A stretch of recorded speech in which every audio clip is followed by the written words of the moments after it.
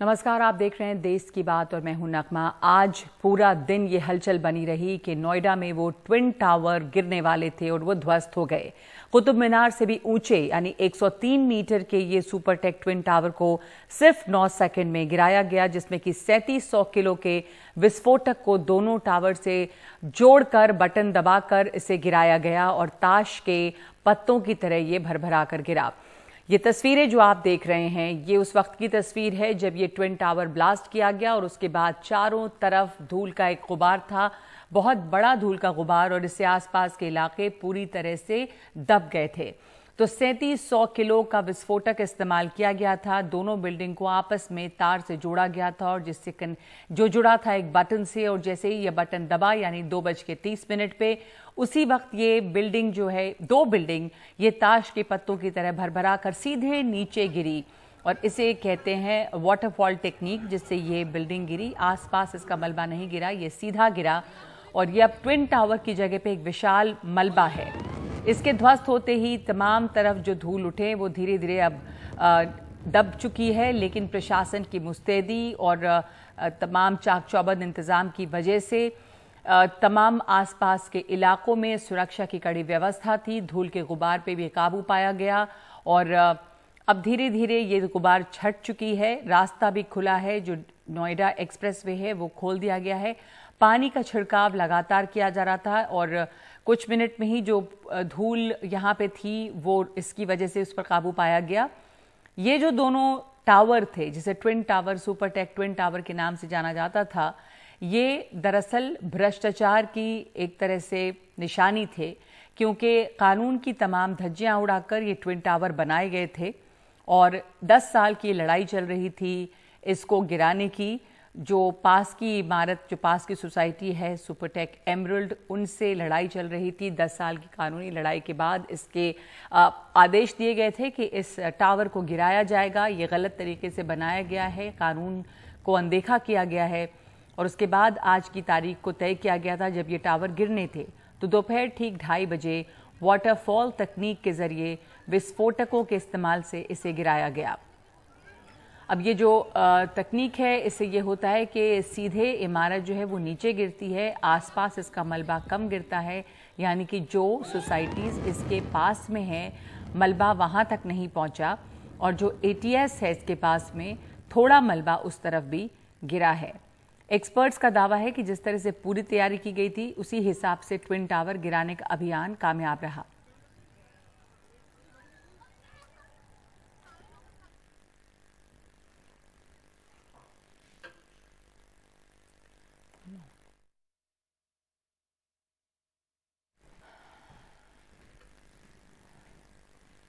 तो इस वक्त हमारे साथ फोन लाइन पर जुड़ रहे हैं कुणाल कैफी, जो कि निवासी हैं सुपरटेक एमरल्ड के, और इन लोगों से बात करना इस वक्त बहुत ही अहम है क्योंकि यही वो लोग हैं जिन पर सीधा असर पड़ रहा था इस इमारत के ध्वस्त होने का भी। पहले जब इमारत खड़ी थी उस वक्त भी।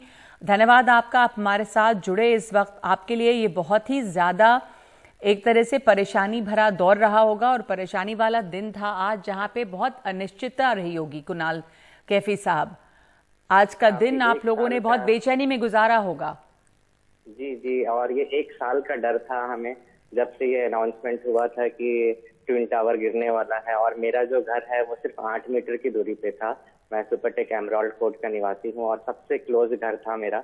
तो फिलहाल तो अभी हम वहाँ पे जा नहीं पाए हैं कि ये पता चले कि क्या स्थिति है, बट जो विजुअल्स आए हैं अभी तक, जो आपके चैनल्स पे दिखाया गया है NDTV पे, उससे ये दिख रहा है कि अभी तक सब कुछ सुरक्षित है। लेकिन क्योंकि वो धुएं की वजह से पूरी क्लैरिटी नहीं है कि क्या हुआ, और कुछ विजुअल्स हमने देखे जहाँ पे कुछ ग्लासेस टूटी हैं। तो अब उसके अंदर क्या हुआ है वो हमें घर पहुंच के ही पता चलेगा, या इनफैक्ट आई थिंक रात तक पता चल पाएगा। तो आप लोग कितने वक्त से यहाँ रहते थे ये सुपरटेक एमरल्ड में, और किस तरह की परेशानियां आप लोगों को थी, और क्या तैयारी आपने की थी आज यहाँ से हटने के लिए? आप जाहिर है कि हफ्तों तैयारी कर रहे होंगे, सब कुछ अपनी कीमती चीजें हटाना, घर बंद करना, तो उसके बारे में जरा बताएंगे कि आप लोग के लिए कितना परेशानी भरा ये वक्त रहा? जी, इनफैक्ट ये पूरे साल एडिफेक्स और सब लोगों ने तैयारियां की थी। काफी डस्ट उड़े थे यहाँ पे, है ना, और बहुत आवाजें होती थी पूरे, क्योंकि तोड़ फोड़ चल रहा था। तो इनफैक्ट हम लोग वर्क फ्रॉम होम कर रहे थे, क्योंकि कोविड के बाद बहुत सारे ऑफिसेज बंद हो गए और सब वर्क फ्रॉम होम में कन्वर्ट हो गए। तो काफी परेशानियां आई थी, बट कुछ परेशानियां अच्छी होती हैं। आज एक वैसा दिन है जो भ्रष्टाचार के मुंह पे बहुत बड़ा तमाचा है, और ये एक ऐसा मतलब महोत्सव है एक तरह से। तो बाकी तैयारियों में हमने ये किया था कि हमें बोला गया था कि आज सुबह 7 बजे से पहले खाली कर देने के लिए।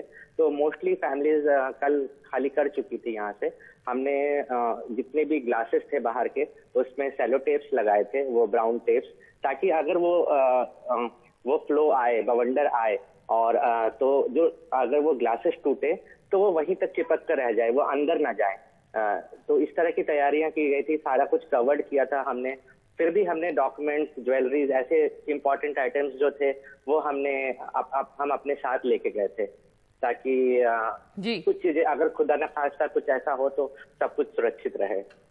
जी, आप लोग ने ये लड़ाई लड़ी और उसके बाद ये सारे निवासी थे सुपरटेक एमरल्ड के जिनको खासी परेशानी थी, और कानूनी लड़ाई अब जीते। जैसा आपने कहा कि एक तरह से एक महोत्सव है, भ्रष्टाचार के मुंह पे तमाचा है। तो ये लड़ाई जो है आप लोगों के लिए मुश्किल रही। सब लोगों को बहुत ज़्यादा उनकी भावनाएं जुड़ी होती हैं अपने घरों से, लोग बहुत सहेज के सब कुछ अपना अपना घर बनाते हैं, और ये डर तो रहा होगा कि ये पास में 2 इतनी ऊंची इमारत ध्वस्त होने वाली है डायनामाइट से, तो कुछ नुकसान न पहुंचे तमाम लोगों के जो घर हैं। घर के साथ कितने जज्बात जुड़े होते हैं, तो आप लोगों को इस बात की घबराहट भी रही होगी। जी बिल्कुल, और मेरा एक बहुत बड़ा अमाउंट ईएमआईज में जाता था। सुपरटेक छोटी मोटी सोसाइटी नहीं है, यहाँ मिनिमम 1 CR के घर होते हैं। तो मेरे खुद का पर मंथ का 50,000 अराउंड ईएमआईज जाता था। तो मुझे बहुत डर था कि कल को अगर ऐसा होता है तो एज आम आदमी क्या मैं इंश्योरेंस क्लेम कितना मुझे मिलेगा, क्या मैं वो 8 साल 10 साल फाइट कर पाऊंगा, क्योंकि इतने सारे लोग मिलके भी 10 साल लग गए इस रिजल्ट को आने में। तो क्या एक आम आदमी तो वो चीजें मिल पाएंगी, तो इसलिए बहुत डर था इसके लिए। चलिए, अच्छी बात यह है कि सब कुछ अभी तक सही रहा है। आप लोग जब अपने घर जाएंगे तो पता चलेगा कि वहां पर सब कुछ कितना सही है।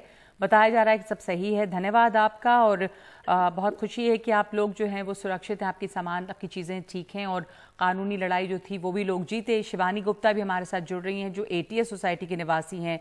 और आपका जो घर था शिवानी जी, वो कहाँ पे था? हमने ये भी सुना है कि ATS ही है वो सोसाइटी जहाँ पे ये मलबा थोड़ा बहुत गिरा है, ATS की तरफ ज्यादा आया है, और शायद उसकी एक दीवार भी टूटी है, जो बाउंड्री है उसमें हल्का फुल्का नुकसान आया है, ये बताया जा रहा है। तो आपको कुछ खबर मिली है इस वक्त आपके घर, आपकी सोसाइटी के बारे में?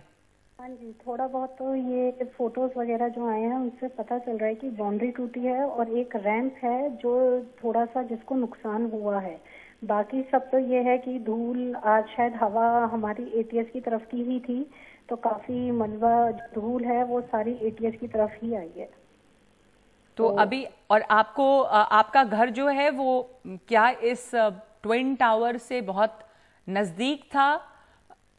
थोड़ा सा, नहीं बिल्कुल नजदीक नहीं था, थोड़ा सा दूर था। बट हाँ, हमारे टावर की तरफ इतनी धूल मिट्टी नहीं आई है जितनी कि जो पास में टावर थे उनकी तरफ आई है। वहाँ के कुछ पेड़ भी टूटे हैं, जो सुना है पेड़ भी डिस्ट्रॉय हुए हैं, और जो लैंप पोल्स होते हैं वो भी टूट गए हैं।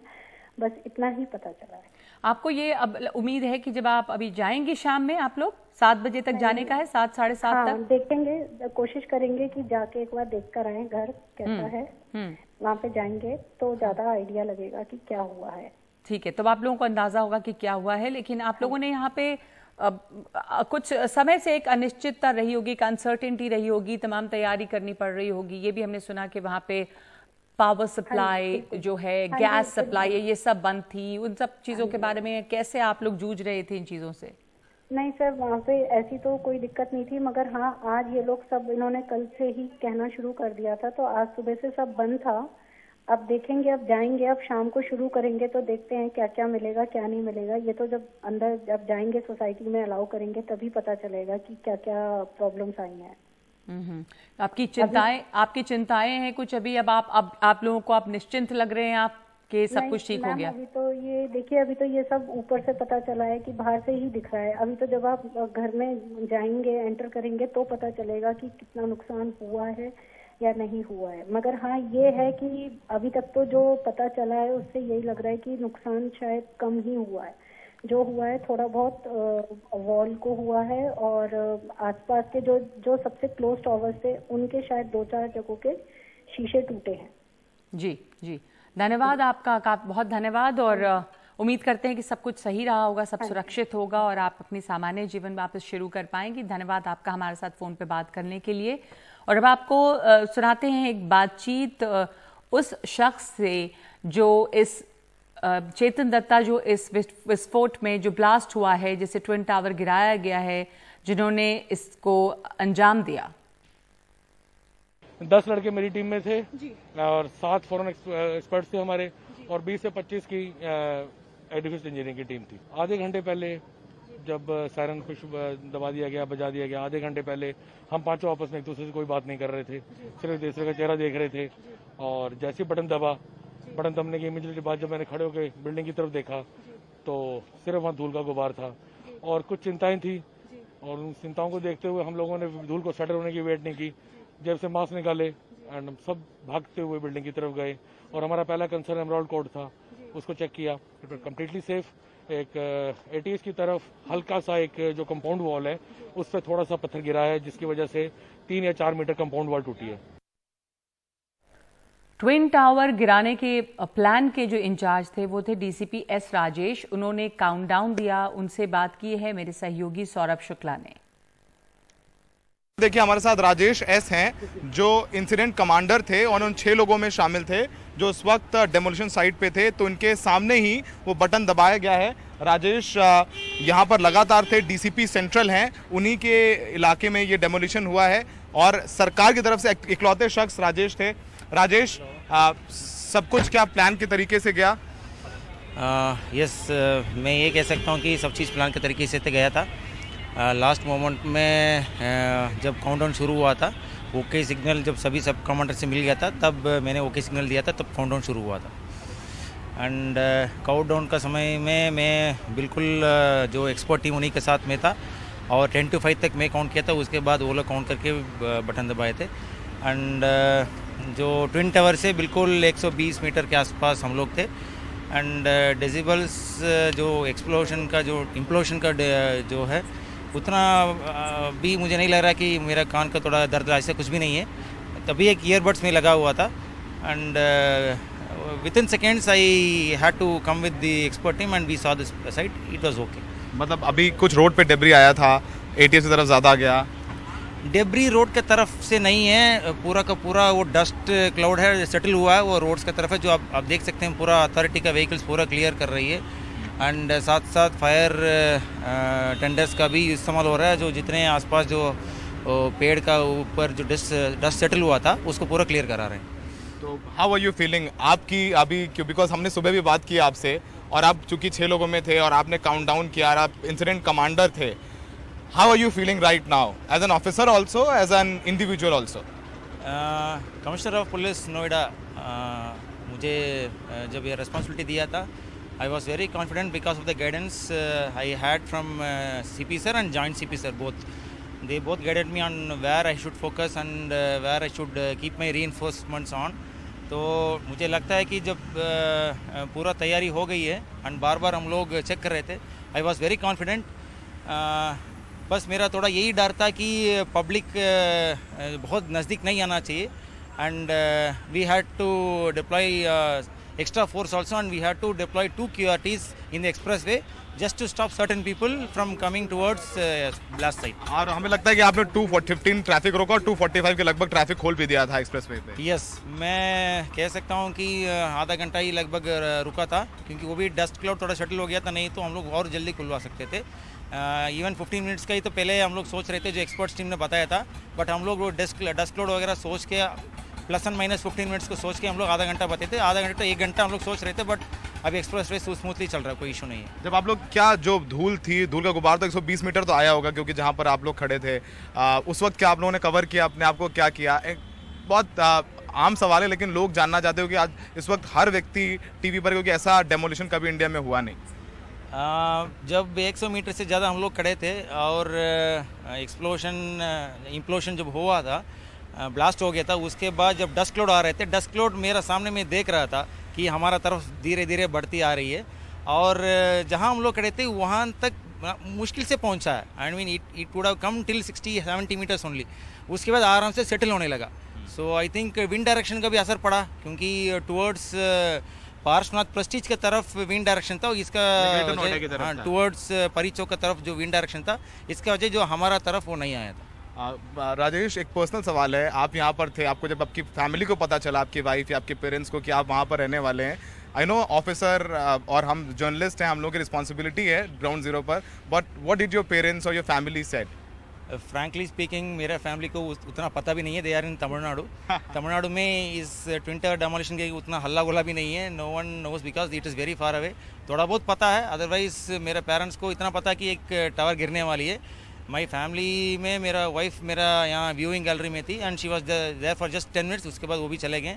I mean, it's okay. I mean, the responsibility was with me, and I think I fulfilled my responsibility and the hopes of my bosses.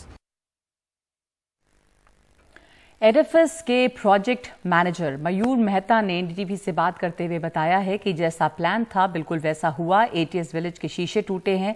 Supertech emerald को कोई नुकसान नहीं हुआ है। हमारे साथ मयूर मेहता है। मयूर, आज आप मैन ऑफ इंडिया हैं क्योंकि आपने ये सक्सेसफुल डेमोलिशन किया। इतना डेमोलिशन हुआ नहीं, तो पहले तो आपको बहुत बहुत मुबारकबाद। क्या कहना चाहेंगे? सब कुछ प्लान के मुताबिक गया? I am a small man of a very small company. I am not a big man, so please don't do that. इंसान को काम बड़ा बनाता है। आज ये बिल्डिंग जैसे सोचा गया था वैसे डिमोलिशन हुआ है, तो हम लोग उसके लिए 100% बोल सकते हैं और बहुत खुश भी हैं। क्या कुछ डेमोलिशन में आसपास एटीएस या सुपरटेक एमरल्ड है, उसमें कुछ डैमेज हुआ है जो पता चला आपको? एटीएस विलेज में 10 मीटर बाउंड्री टूटी है, जो एस्टिमेटेड था। हमने उनको पहले से एडवांस में आगाह भी किया था, और कुछ शीशे टूटने थे। एमरल्ड में कोई भी लॉस नहीं है। हाँ, अभी चेक करना बाकी है कि शीशे, क्योंकि सबकी खिड़कियां बंद है, रेसिडेंस ओनर है नहीं अंदर, तो ये थोड़ी देर में समझ में आ जाएगा। जब रेसिडेंस अंदर आएंगे तो कुछ शीशे टूटे होंगे तो वो रिप्लेस कर दिए जाएंगे। वो आप करेंगे। जब आप एक्सप्लोजन कर रहे थे, आप लोग 6 लोग थे टोटल, उस वक्त धूल का था कि धूल कितना वक्त लगेगा? और धूल लग रहा था 15 से 20 मिनट जो आपका एस्टिमेट था उसमें सेटल होने लग गई थी, विजिबिलिटी आ गई थी। आपको कब दिखना शुरू हुआ स्ट्रक्चर, क्योंकि आप 100 मीटर दूर थे? हम लोग 3 से 4 मिनट के बाद अंदर घुस गए थे। थोड़ा धुंधलापन था, लेकिन डस्ट आगे आगे बढ़ रही थी, तो हमको पहले चेक करना था कि भाई सब जो प्लान के हिसाब से था वो था क्या नहीं। इसके लिए हम लोग एडवांस में 4 मिनट 5 मिनट बाद तुरंत अंदर के चले गए थे, और हमको जो एस्टिमेट था कि एटीएस बाउंड्री का वो एक हुआ, और थोड़े कुछ शीशे टूटे हैं। आखिरी सवाल आपसे, तो अभी कब यहाँ जो लोग रहते हैं एटीएस और सुपरटेक एमरल्ड के अपने घर वापस आ पाएंगे? 5:30-6 बजे के बाद सब आ सकते हैं वापस, कोई दिक्कत नहीं है। वो लोग खुद अपने से भी साफ सफाई, और आप भी देख रहे हैं कि नोएडा अथॉरिटी ने कितना शानदार बंदोबस्त और इंतजाम किए हैं साफ सफाई के लिए, ये आपके सामने है।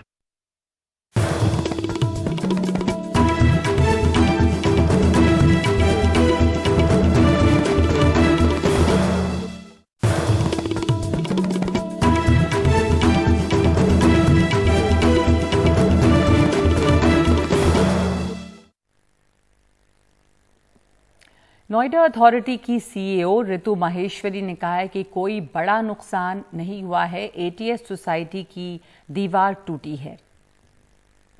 सभी के सहयोग से सक्सेसफुली आज ये अराउंड 2:30 पे डिमोलिशन जो प्लान हुआ था वो सक्सेसफुली एग्जीक्यूट हो गया है। जो first and second level of clearances थे एजेंसी के द्वारा वो दे दिए गए। उसी के क्रम में हमारा क्लीनिंग का काम जो है वो शुरू हो गया है, और जो सप्लाईज रिस्टोरेशन है वो भी 15-20 मिनट में एजेंसीज आ जाएंगी और वो अपना काम शुरू कर देंगी। नहीं, ऐसा कोई नुकसान नहीं हुआ। सिर्फ जो एटीएस सोसाइटी जो साथ में लगी हुई है उसकी 10 मीटर जो बाउंड्री वॉल है उस पे जो वेस्ट है, डेब्रिस है, वो हिट किया है, तो वो थोड़ी सी 10 मीटर्स में डैमेज हुई है। नोएडा में सुपरटेक के ट्विन टावर गिरने के बाद ब्लास्टर चेतन दत्ता ने कहा है कि वो भावुक हो गए थे। मेरी टीम में 10 लड़के थे और हम सभी रोने लगे थे। बिल्कुल बटन दबाने के सेकंड बाद में खड़ा हो गया। देखो मैं देख रहा हूँ तो वहाँ बिल्डिंग नहीं थी, सिर्फ धुआं था। अच्छा, कितनी दूरी पर थे वहाँ से आप? हाँ, just 70 metre away from that. अच्छा, 70 मीटर की दूरी पर हाँ जी। सबको 250 मीटर दूर रखा गया। मतलब बड़ी हिम्मत चाहिए थी 70 मीटर दूर रहने के लिए। नहीं, we are very often, we are used to it. अच्छा सर, एक बार नाम बता दीजिए। हाँ, मैं चेतन दत्ता। अच्छा अच्छा, आप ही पे सबसे बड़ी जिम्मेदारी थी शायद। अच्छा, जिम्मेदारी को पूरा किया। रहा कैसा रहा, क्या आपके तरीके सर, से कितनी अगर देर देखा लगी जाए तो वैसे? सक्सेसफुल रहा? 100% सक्सेसफुल। 100%। कितनी देर लगी सर? जैसे कह रहे थे 9 से 12 minute. The same time 9 as a second में बिल्डिंग पूरी क्रैश कर गई। अच्छा, 9 सेकंड में। मतलब अब लग रहा है कि जो सोचा था वो कर पाए। बिल्कुल बिल्कुल, जो हमारी प्रेडिक्शन थी वो 100% सक्सेसफुल हुई है और 100% पास हुई है। अच्छा, जैसे कहते हैं ना कि एक पूरी टीम का वर्क होता है, तो पूरी टीम बधाई की पात्र है कि कर दिखाया। सर बिल्कुल पूरी टीम बधाई की पात्र है। और जब ब्लास्ट होने के बाद हम पांचों अंदर गए और हम लोगों ने बिल्डिंग को अच्छी तरह इंस्पेक्ट किया, उसके जस्ट 5 मिनट बाद हम लोग रो रहे थे। 10 लड़के मेरी टीम में थे और 7 फॉरेन एक्सपर्ट्स थे हमारे और 20 से 25 की एडिफिस इंजीनियरिंग की टीम थी। सर, जैसे आपने एक्सपीरियंस बताया, आप कितने दूर थे? मतलब पूरे मैडम सिर्फ 70 मीटर दूर थे इस ब्लास्ट से। जी। और जो प्रोसीजर जो हुआ, जब बटन दबाया, क्या थी सर, फीलिंग क्या थी उस समय? आधे घंटे पहले जब सायरन पुश दबा दिया गया, बजा दिया गया, आधे घंटे पहले हम पांचों आपस में एक दूसरे से कोई बात नहीं कर रहे थे, सिर्फ एक दूसरे का चेहरा देख रहे थे। और जैसे ही बटन दबा, बटन दबने की इमीडिएटली बाद जब मैंने खड़े होकर बिल्डिंग की तरफ देखा तो सिर्फ वहाँ धूल का गुबार था और कुछ चिंताएं थी। और उन चिंताओं को देखते हुए हम लोगों ने धूल को सेटल होने की वेट नहीं की, जब से मास्क निकाले एंड सब भागते हुए बिल्डिंग की तरफ गए। और हमारा पहला कंसर्न एमराल्ड कोड था, उसको चेक किया, इट वाज कम्प्लीटली सेफ। एक एटीएस की तरफ हल्का सा एक जो कंपाउंड वॉल है उस पर थोड़ा सा पत्थर गिरा है, जिसकी वजह से 3 या 4 मीटर कंपाउंड वॉल टूटी है and everything is safe as per our plan.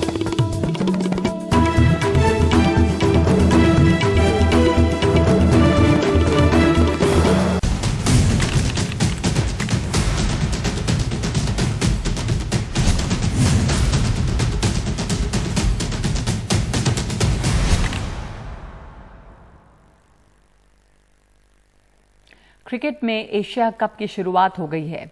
रविवार को टूर्नामेंट में होने वाले महामुकाबले में के लिए दुनिया भर के फैंस बहुत ही बेचैनी से इंतजार कर रहे हैं, क्योंकि भारत और पाकिस्तान की टीमें करीब 10 महीने के बाद आमने सामने होंगी। ये मैच दुबई में खेला जा रहा है और शाम के 7:30 बजे शुरू होगा।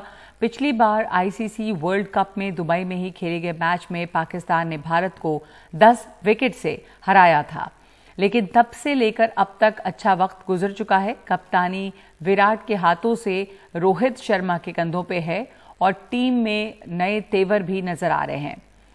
मैच से पहले प्रैक्टिस के दौरान दोनों टीमों के खिलाड़ी एक दूसरे से अच्छे माहौल में मिलते जुलते नजर आए, लेकिन 7 बार की चैंपियन भारतीय टीम 2 बार की चैंपियन पाकिस्तान से कुछ भारी है और फैंस कांटे की टक्कर की उम्मीद कर रहे हैं। तो देखते हैं पहले कुछ प्रतिक्रिया के जो लोग मैच देखने आए हैं, जो वहां पे फैंस हैं, वो क्या सोचते हैं इस बारे में। Nice that the game is coming back to Dubai and we have the chance to watch India Pakistan and we got the ticket last minute. Somehow only 3 tickets were there and we got it. So we will win. And we are very excited to see the India-Pakistan match, once a lifetime opportunity, and hope we all win the match. All the best, India. Because I'm wearing the blue dress. That's why I love it. India win. India win. India win. This is my first India-Pakistan game and I'm super pumped to watch it. And yes, India is going to win. Go India! All the best! And we've watched a lot of IPL games back home, but this is the first time we're watching the India-Pakistan game live. So we are really excited and hope India wins and makes a memorable memory for us all to watch the game live. अच्छा लग रहा है सोच के कि आज India Pakistan का match है और मजा भी आता है देखने में। पूरे इंडिया में क्रेज होता है इंडिया पाकिस्तान का मैच देखने के लिए। वही वेट है देखने का शाम को। अभी ये इंडिया पाकिस्तान का आज मैच है और उसके लिए हमें बहुत एक्साइटमेंट है। मतलब पूरे मेरी जितनी टीम है, जितने हम यहाँ खेलते हैं, हम यही एक्सपेक्ट करके खेलते हैं कि कल को हम वहाँ जा पाएंगे, खेल पाएंगे एशिया कप भी। और ऐसा लग रहा है कि आज इंडिया जीत जाएगा पाकिस्तान से। अंदर से फील आ रही है क्योंकि ये विराट कोहली जैसे ये सब जिता देंगे, हमें ऐसा लगता है। काफी एक्साइटमेंट है आज के मैच में इंडिया और पाकिस्तान में। और आज काफी मतलब इंडिया के काफी लोग मतलब टीवी के आगे बैठकर देखेंगे। इंडिया ऑफ कोर्स इंडिया ही जीतेगा, 100% गारंटी है। क्यों? प्लेयर्स हमारे बहुत अच्छे हैं इंडिया के। मैं गारंटी देती हूँ कि इंडिया ही जीतेगा, पाकिस्तान नहीं जीत पाएगा। जी मैच तो ऑब्वियसली बहुत अच्छा होने वाला है। पिछले 10 महीने पहले अपन हारे पाकिस्तान से 10 विकेट से हारे, सबसे बड़ी बात ये। तो आज बदला लेने का पूरा मौका है और अपने पास जो टॉप ऑर्डर है, रोहित शर्मा, केएल राहुल, विराट कोहली और सूर्य कुमार यादव, पूरे सब अच्छे फॉर्म में चल रहे हैं।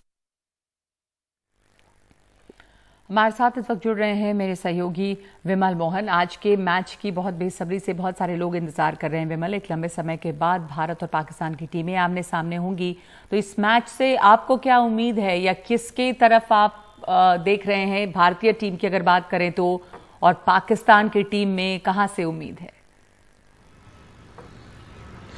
देखिए, सबसे पहले तो अकादमी इसको mother of all cricket matches कहते हैं। पहले जैसे एशेज को लेके बेताबी रहती थी क्रिकेट की दुनिया में, अब उससे भी बड़ा एक तरह से इसका रुतबा है। सबसे हाई वोल्टेज मैच होता है। हर इंडिया पाकिस्तान ऐसे भी इन दिनों कम खेले हैं तो दर्शकों को बेताबी रहती है, दुनिया भर के क्रिकेट फैंस को, कि किस तरह से दोनों आपस में टकराएं। और इस टूर्नामेंट की बात करें तो कम से कम 2 बार तो जरूर मौका मिलेगा और तीसरी बार भी मौका मिल सकता है नगमा टूर्नामेंट में। हो सकता है इंडिया पाकिस्तान ही फाइनल खेले, उसके पहले सुपर 4 में एक और मुकाबला रहेगा। तो जाहिर तौर पे इसको बहुत बड़े मुकाबले की तरह पूरी क्रिकेट की दुनिया देखती है और भारत पाकिस्तान की आबादी मिलाते तो ऐसा शायद कोई शख्स होगा जो आज इसके बारे में बात नहीं कर रहा हो। और जाहिर तौर पे जैसे आपने कहा कि पिछला मुकाबला जो था 10 महीने पहले इंडिया पाकिस्तान के बीच हुआ था, जिसमें पाकिस्तान ने जीत हासिल की थी, लेकिन तब से अब तक काफी चीजें बदल गई हैं। टीम लगभग भारत की वही है और पाकिस्तान और भारत के बीच में जो प्लेयर्स के बीच में जो कैमराडरी है वो एक बार फिर देखने को मिली। और कई सारे अहम इस मुकाबले में अहम पॉइंट है, जैसे कि विराट कोहली तब कप्तान थे, अभी कप्तान नहीं है, लेकिन उनका 100वां इंटरनेशनल मैच है, जो कि इस लिहाजन भी भारतीय फैंस और विराट, रोहित शर्मा, इन जैसे सारे प्लेयर्स को लेकर, ऋषभ पंत पता नहीं उनको मौका मिलता है या दिनेश कार्तिक को मौका मिलता है। तो ये सारी बातों पे भारतीय जो क्रिकेट फैंस हैं हर एक बारीक चीजों पे नजर रखते हैं। उस तरह से पाकिस्तान में भी है और दोनों टीमों के बीच मैं इतना जरूर कह सकता हूं कि अगर बॉलिंग बैटिंग दोनों तरफ चले तो बहुत ही कांटे का मुकाबला होगा। पिछली दफा हमारे बॉलर्स नहीं चल पाए थे और यहाँ पे उसकी एक खास वजह ये भी होती है, ड्यू बहुत इंपॉर्टेंट होता है, तो जो चेजिंग साइड होती है उसको आसानी होती है।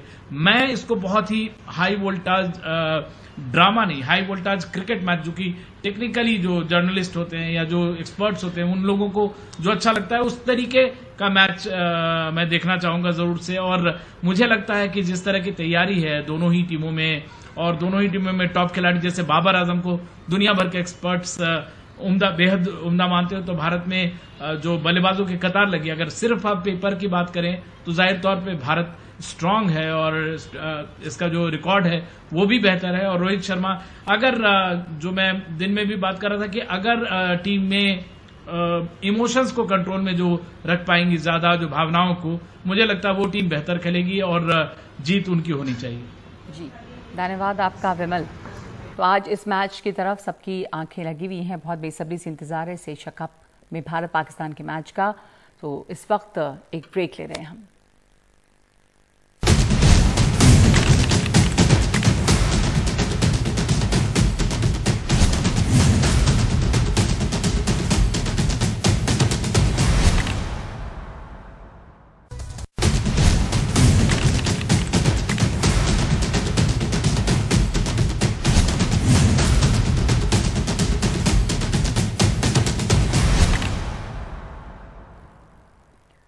तो आज का जो क्रिकेट मैच है एशिया कप में वो भारत बनाम पाकिस्तान है और इस मैच में बहुत ज़्यादा फैंस जो हैं वो अपनी उम्मीदें टिकाए बैठे हैं, क्योंकि भारत और पाकिस्तान का जब मैच होता है तो वो उसमें कितना जज्बात और कितना ज़्यादा जोश होता है ये आप सब बहुत अच्छी तरह से जानते हैं। तो तमाम फैंस इसके लिए इंतज़ार कर रहे हैं। शाम 7:30 बजे ये मैच शुरू होगा। आपको सुनाते हैं कुछ फैंस की उम्मीदें, कुछ प्रतिक्रिया, कितना जोश है इनमें। जीतेगा भाई, जीतेगा इंडिया, जीतेगा इंडिया, इंडिया, इंडिया, इंडिया, जीतेगा भाई, जीतेगा इंडिया, जीतेगा, जीतेगा भाई, जीतेगा इंडिया, जीतेगा। इस बार हमें पूरी उम्मीद है कि विराट कोहली फॉर्म में रहेंगे, he will hit big shots, and Rohit वो भी फॉर्म में रहेंगे। और डेफिनेटली हमें टारगेट है कि शायद आज इंडिया 200 प्लस स्कोर करेगा और उम्मीद है कि इंडिया वापस अपनी फॉर्म में आके इंडिया स्पेशली जीतेगा ये match. Yeah, super excited about the match, and yeah, as you mentioned, we waited a lot for this match, and today I do think Kohli and Rohit and company are going to score big runs if they got the opportunity to bat first, and this is going to be a one-sided game. That's what I think today. Yeah. और specially आज India Pakistan का match देखने के लिए आए हैं और आज लगता है कि आज इंडिया फोड़ देगा. पिछली बार हार का कर्जा अभी चुका लेगा इस बार. Excited, hell excited. This is my first. How hopeful you are about your team performance this Right now, I guess we are missing few players. Even I was thinking we should have Shoaib Malik, but we are missing Shaheen, Shoaib Malik, Wasim. But still, I believe they will play good cricket. So whoever will play good cricket, they will win. So hoping for the best cricket. Yes, I am super duper excited today, and hopefully we enjoy the match. And of course, we are supporting Pakistan, but both teams are very good. Okay, there are few players who are injured, but we will see a good game, inshallah.